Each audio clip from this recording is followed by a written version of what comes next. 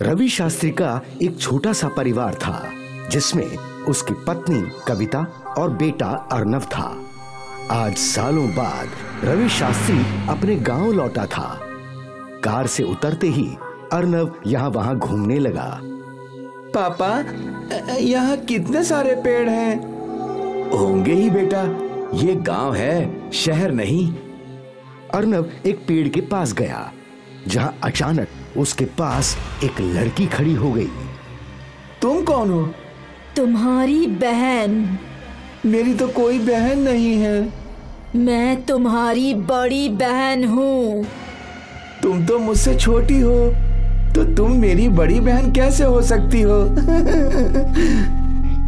जितना हंसना है हंस लो। मैं हूँ तो तुम्हारी बड़ी बहन ही।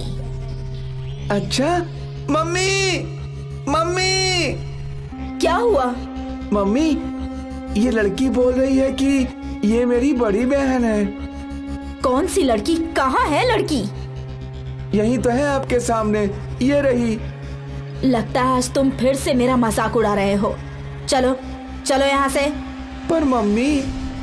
कविता अर्नव को अपने साथ ले गई और वो बच्ची का भूत उनके पीछे पीछे चलने लगा। अर्नव अपनी दादी के घर गया और वो बहुत खुश था। तभी उसने पलट कर देखा। तू यहाँ क्यों आ गई? जा जा अपने घर। ये मेरा ही घर है। दादी माँ, देखो ना, ये लड़की मेरे पीछे पीछे यहाँ तक चली आई। कौन सी लड़की बेटा? क्या दादी, यही तो है, ये देखिए, ये लड़की। अर्नव के अलावा किसी को वो लड़की दिखाई नहीं दे रही थी। सबको लग रहा था कि अर्नव मजाक कर रहा है। आपको भी ये लड़की दिख नहीं रही क्या? नहीं, वहाँ कोई होगा तो दिखेगा ना। अच्छा ठीक है, मैं इस लड़की से इसका नाम पूछता हूँ। ए लड़की, कौन है तू? तेरा नाम क्या है? पायल शास्त्री। सुना, ये बोल रही है कि इसका नाम पायल शास्त्री है। पायल नाम सुनते ही। क्या तूने ये नाम कहाँ सुना? अभी इसी ने तो बोला। तभी कविता तमतमाते हुए आई और अर्नव को जोर से चाटा लगा दिया। यहाँ कोई लड़की नहीं है, सच बता, तूने ये नाम कहाँ से सुना? मैं सच बोल रहा हूँ माँ, मैंने ये नाम इसी लड़की के मुंह से सुना है। रोते हुए अर्नव को उसकी दादी ने गले लगा लिया। सारा परिवार दंग था कि अर्नव को ये नाम कहाँ सुनाई दिया। शाम से रात हो गई और अर्नव टुकुर टुकुर पायल को देखता जा रहा था। वो जहाँ जा रहा था, पायल का भूत उसके पीछे पीछे जा रहा था। रात को जब वो अपनी दादी के पास सोया तो पायल का भूत भी उसके पास सो गया। जब अर्नव ने नींद में अपनी आंख खोली तो देखा कि पायल का भूत उसे घूरे जा रहा था। तूने तो मुझे डरा ही दिया। अरे तू घर क्यों नहीं जाती? तेरे मम्मी डैडी तेरा इंतजार कर रहे होंगे। मेरा कोई इंतजार नहीं कर रहा, किसी को मेरी फिक्र नहीं। हर बच्चे के मम्मी डैडी उनकी फिक्र करते हैं। नहीं, कुछ मम्मी डैडी ऐसे भी होते हैं जिन्हें बस अपने बेटे की फिक्र होती है, बेटियों की किसी को फिक्र नहीं। ऐसा क्यों? वो तो मुझे भी नहीं पता, वो तो वही मम्मी डैडी बता सकते हैं। अर्नव पायल से बातें कर ही रहा था कि उसकी आवाज सुनकर दादी उठी। क्या कर रहा है तू? इतनी रात को किससे बात कर रहा है? क्या ये पायल की रट लगाए बैठा है? आज उसका नाम लेने की वजह से तुझे मार भी पड़ी ना, तो फिर भी क्यों उसके नाम का जाप कर रहा है? बेटा, तुझे फिर से मार पड़ेगी, उसका नाम लेना छोड़ दे। दादी, मुझे तो समझ ही नहीं कि मैंने ऐसा क्या किया जो मम्मी ने मुझे मारा। ये सब समझने के लिए तू बच्चा है। जब तू बड़ा होगा तो सब समझ जाएगा। दादी ने अपने पोते का सिर अपनी गोद में रख लिया। तो चिंता मत कर, सब कुछ ठीक हो जाएगा। कभी आपने मुझे इतना लाड किया था दादी? क्या पहचाना नहीं ना? पायल हूँ मैं, पायल। भूत भूत।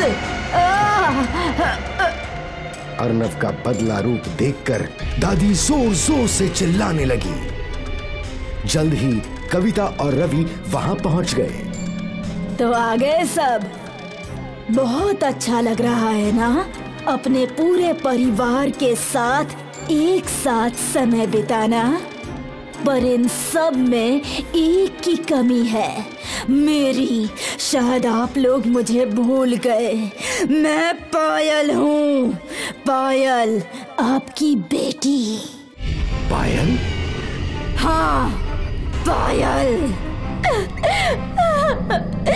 तुम मेरी बेटी।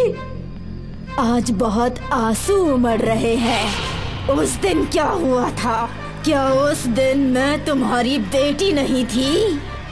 उस दिन जब मैं गांव में खेल रही थी, एक गाड़ी से मेरा एक्सीडेंट हुआ।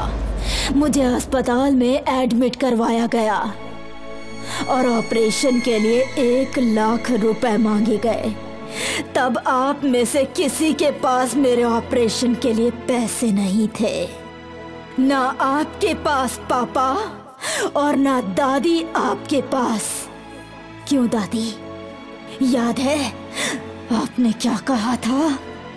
लड़की के इलाज के लिए 1 लाख रुपए क्यों डालने? मरती है तो मरे। मेरे खानदान का चिराग तो जिंदा है ना? याद आया? वो मुझसे गलती हो गई बेटा। आपकी उस गलती की वजह से मुझे अपनी जान गंवानी पड़ी। पर कोई नहीं, आज मैं सारा हिसाब चुकता कर दूंगी। ये है ना मेरा छोटा भाई अर्नव, आप लोग इससे बहुत प्यार करते हैं ना? तो आज मैं इसे भी अपने साथ लेकर जाऊंगी। नहीं बेटा, नहीं पायल। अर्नव पायल के भूत के वश में था। पायल उसे घर के बाहर लेकर जा रही थी। चलो अर्नव, मेरे साथ चलो। हाँ। अरे अर्नव, रुको बेटा, रुको। रुक जा अर्नव, उसके साथ मत जा। ये मेरा भाई है, मैं इसे अपने साथ ले जाऊंगी। रवि और कविता ने पायल को बहुत रोकने की कोशिश की। पायल का भूत अर्नव को कुएं के पास ले गया।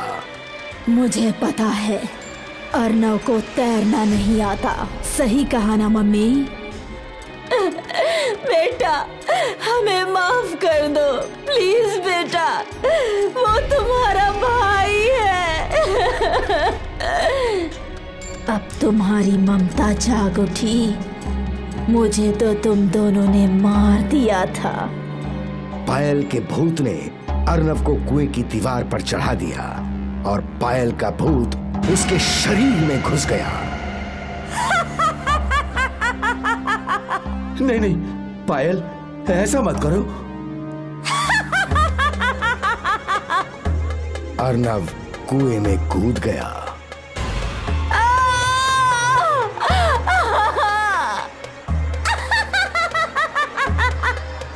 सबको लगा कि अर्नव डूब गया, लेकिन ऐसा नहीं हुआ। अर्नव कुएं के बाहर ही जमीन पर गिर गया। आप लोगों की गलती की सजा मैं इस मासूम को नहीं दे सकती। मैं आपकी तरह नहीं हूँ। मैं अपने छोटे भाई से बहुत प्यार करती हूँ और हमेशा उसके साथ रहूंगी। पायल का भूत गायब हो गया और सारे परिवार को अपनी गलती पर अफसोस होने लगा। काश उस वक्त उन लोगों ने अपनी बेटी की जान बचा ली होती।